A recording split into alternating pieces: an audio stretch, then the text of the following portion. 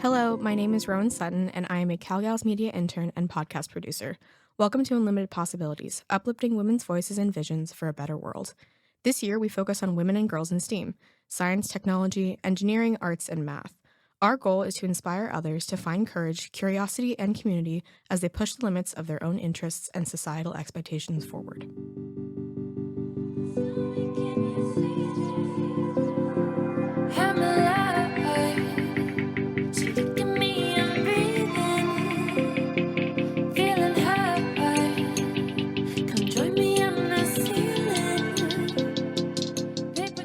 Today's interview was a once-in-a-lifetime opportunity as we had the chance to speak to a Blue Origin astronaut, Sharon Hagel.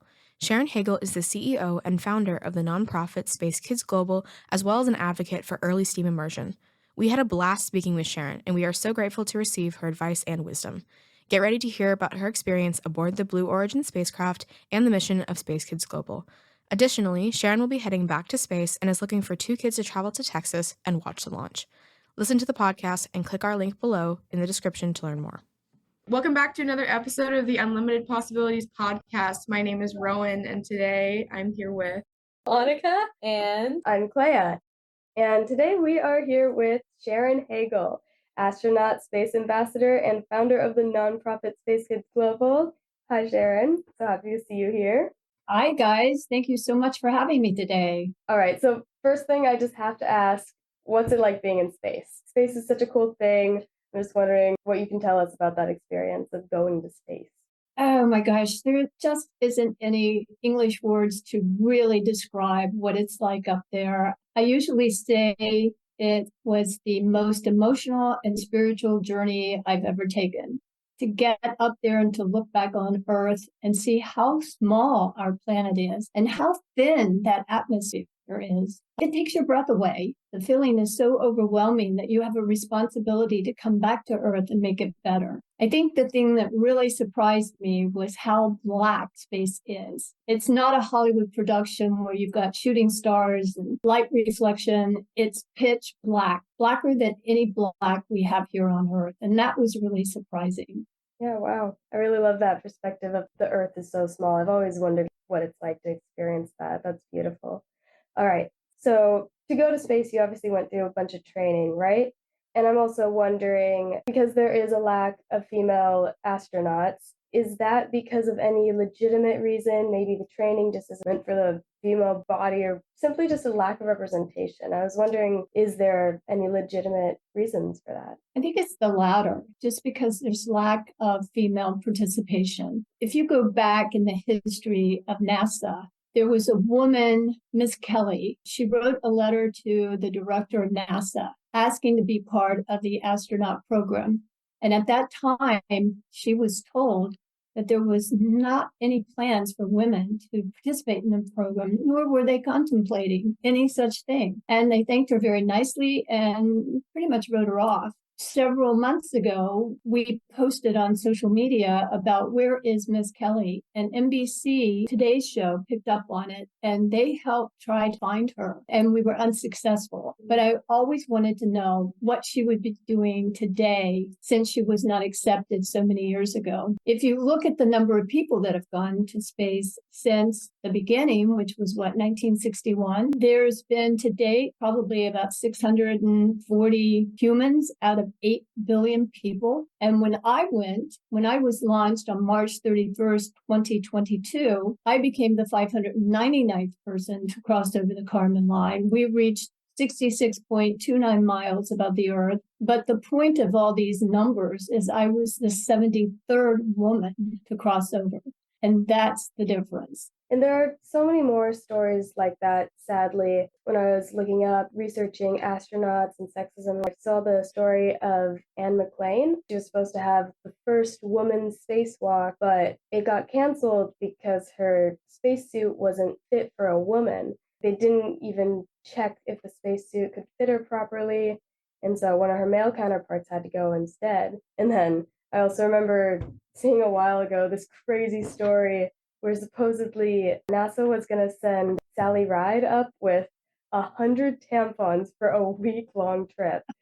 When Mark and I were at Star City, Russia, we were training with the Russian cosmonauts, and we actually trained in the EVA suits. Those are the suits that they use when they do the spacewalk or they do repairs. Those suits weigh 220 pounds on Earth, and they're very awkward, very narrow to get in. But then once you get in, there's all kinds of rooms, but they're very awkward because you can't really move your hands. They have mirrors on your wrists so that you can see the levers that you have to pull to maintain the suit.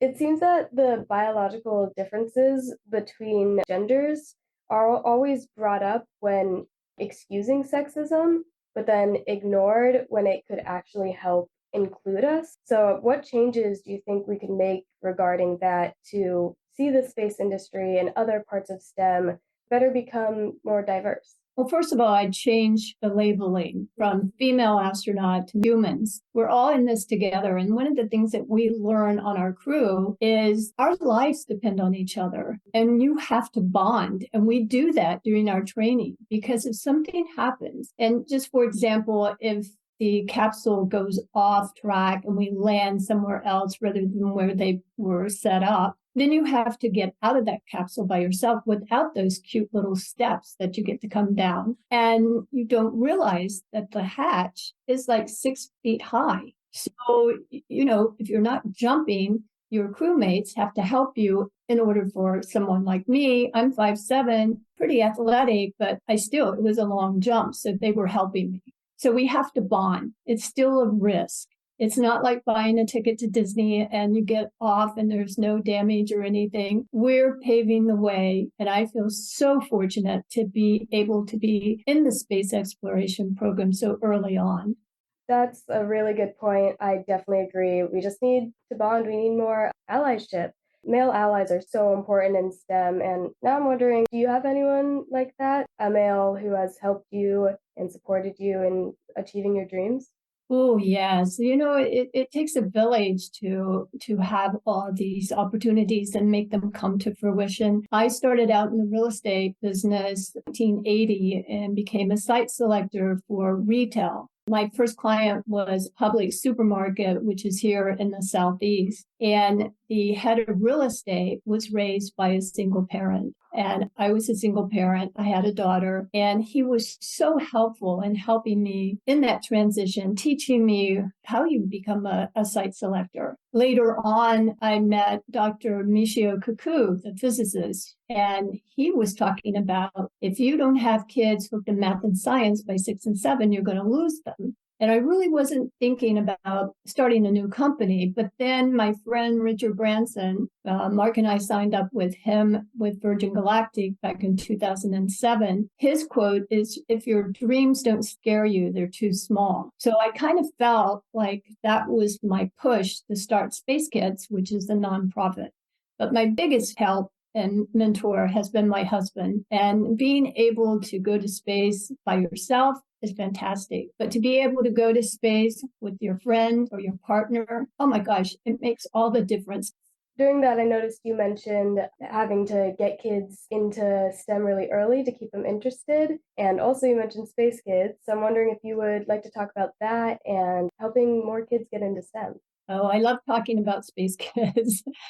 We started this 15 years ago. Our mission is to inspire elementary school kids in STEAM, ensuring the girls are equally represented in the space industry. To date, the U.S. has really fallen out of the top 5 internationally regarding math and science. We are 38th in math and 41 in science. And if we don't get these kids excited and engaged in what's happening for their future and living off planet, we're going to lose them. Technology is moving way too fast. So today, we have 3.5 million vacancies in the STEM field that's predicted by 2025. Crazy. I hear you have a new project. Did you want to talk about that too? Maybe promote it? Absolutely. Space Kids Global is going to have a national competition, a drawing. Mark and I are returning to space. We have a new mission. We have a new crew. Blue Origin allows each astronaut to bring 8 guests. So for Mark and I, we have 16. Instead of taking family and friends, we're going to open it up for kids to come out and watch the launch up close and personal. So there'll be 8 kids plus a parent, and we'll all go out to Van Horn, Texas, where they'll be able to view the launch and feel that sonic boom on their chest. We'd like one for first responders, one for military. I have cybersecurity company that I sit on the board in Canada. It would be one Canadian child. And then we'll divide the rest of the country up by geographic locations. So 8 kids plus a parent. And we're so excited to be able to do this. I'm wondering how we could help promote it or how we could get involved, because honestly, that sounds amazing. That experience would be so cool to be a part of. Well, and I like what you guys are doing too, because we want the kids to be engaged. Now that we have their attention, we need to keep them engaged. So instead of just being a drawing where they get to come out, we're going to make them the Space Kids Press Corps, and they'll each be a reporter, and they'll be interviewed about what they think is going to happen. And then after they watch the launch, they'll have to report to the public about how did it change them? What did they see? Are they interested in becoming involved in the space industry? So stay tuned. Awesome. So why do you think it's so important to get more young girls into STEM? It's still an issue after all these years. I think girls need to have the confidence in order to step up. In the past, it's been an issue. In fact, I'm working with the Purdue University Engineering Advisory Council, and they wanted to know how we can get more girls involved. And I started thinking about what are the problems. And I started asking a lot of my female friends that are CEOs in different corporations and retail companies. And the same message comes back. It's isolation. It's not being respected. Most women that are in a STEAM field, after graduating, they last maybe a year. And it's because of all that, not being taken seriously, being spoken over. I think we can change this, but we have to start now. We need to support women and not be the competition that we've been in the past. We need to give girls a hands up. We need more mentoring. We need more opportunity, more education. All these things come together. I think there'll be more women. Girl Scouts USA is a partnership that we have with Space Kids Global, and they bring 1.5 million girls to our program. The amazing thing is they now have 10 base badges that you can earn. And this is starting like we at the first grade brownie level and working their way up. So things are changing, but don't be misled. Even on my flight, I got femaled. One of my crewmates said something to me, and I stopped and I turned to him and I said, "Are you femaling me?" And to his credit, he says, "Oh, I guess I did. I'm sorry."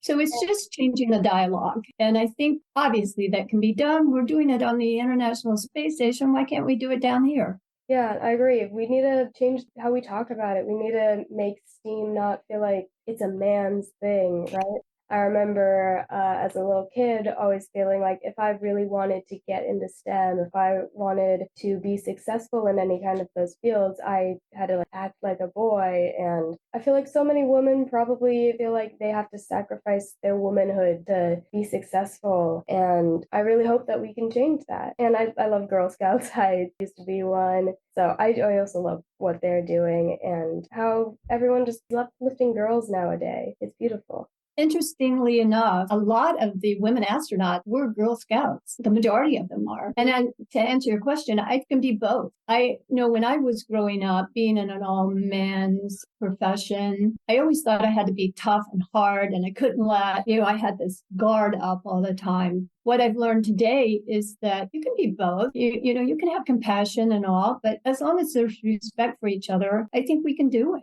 I really love the direction we found in with the community that the Girl Scouts provides. I think it's a really good stepping stone for a lot of girls to find community and to find support, especially if they're looking to go into professions that they might feel. I like to use isolation, Sharon. I think that's really good topic to kind of lead into this argument of women needing community.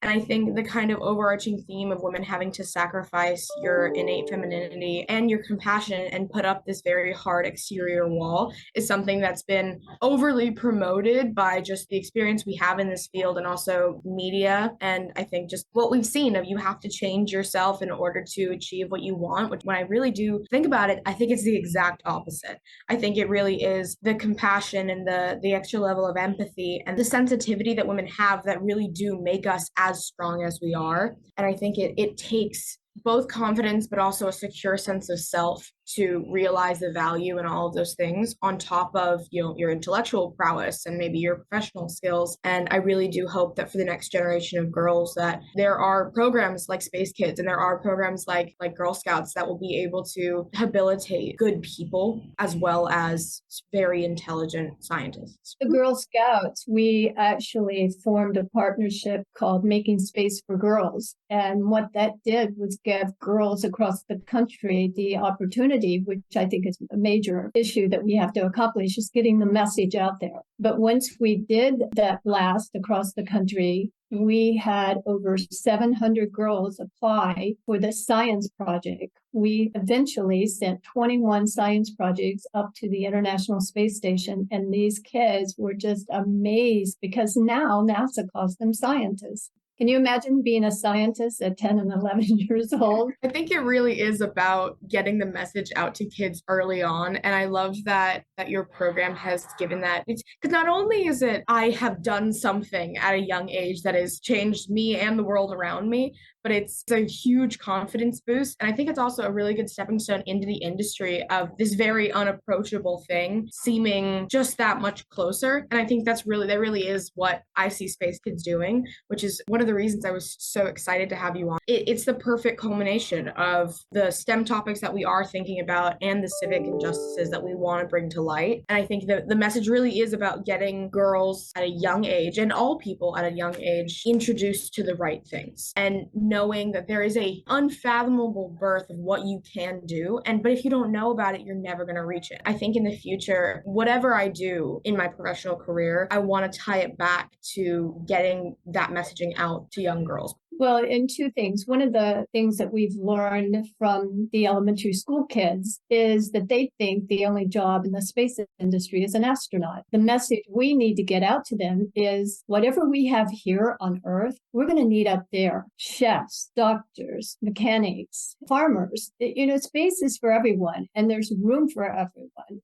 And I think that's very important. And the second thing was through our donations, which, by the way, 100% of the monies raised goes for the kids. We were able to take 250 Title I student, fourth graders, over to Kennedy Space Center to spend the day. Now, these are children that really are limited to what they see. When asked what they want to be when they grow up, they'll say a teacher, a janitor, or a cafeteria worker. To take them out of that environment to a day of possibilities at Kennedy Space Center. Oh my gosh, you should have seen them. They were so excited. Lots of them wanted to be an astronaut. They wanted to go to space. I mean, it just gives me such an energy surge to see these kids light up because they had never knew that it existed, much less an hour's drive away.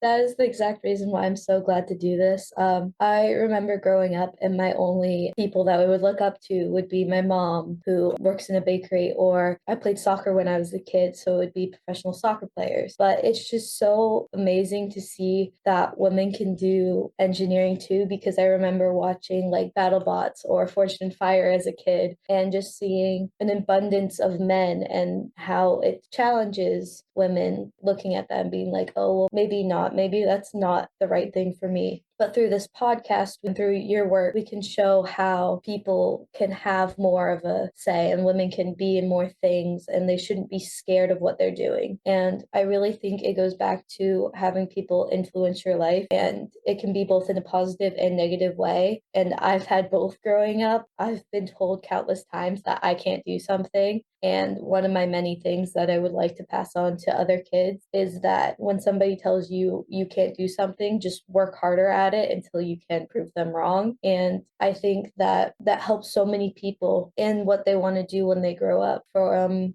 as you said, being like janitor to going into space. It's these challenges that grow these kids. And I think it's something that we should nurture and try to get them up to that position. Don't you think that for women, I know it was for me, somebody tell me I can't do something, get out of the way, here I come. It was more of a challenge. For sure. So, what would you like to say to any young woman who aims to enter a male dominated field? What challenges should she be prepared to face, and what victories should she look forward to? Well, I think we discussed that a little earlier.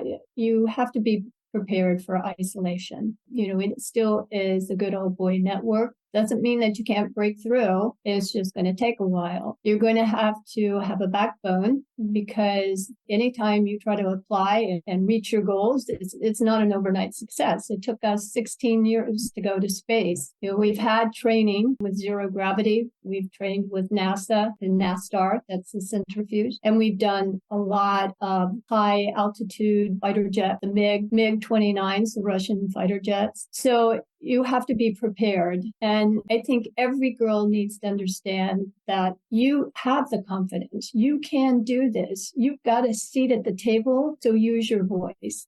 I want to thank you so much for coming on today, Sharon. I mean, we really do live in a divided world, and I think it's so comforting to see that there are girls like us who have the opportunity to talk to an astronaut and who have the opportunity to do some things as cool as we're doing here by just being with each other and supporting each other. And I think that's been my favorite part of all of this. So thank you so much for doing this. It really has been highlight of my week. Thank you so much for coming. My pleasure. You guys take care. Thank you so much. Bye. Thank you. Bye now. Unlimited Possibilities is a program of Hui International. Thank you to Lucy Morse Roberts, CEO of Hui International, for her support. Many thanks to Alex Silva Satter of Davis Media Access for mentoring us on this project. And finally, a huge shout out to co-producers Annika Larson and Clea Srance. My name is Rowan Sutton. I am an intern for CalGals Media, a Hui International imprint, and I thank you for listening to this podcast.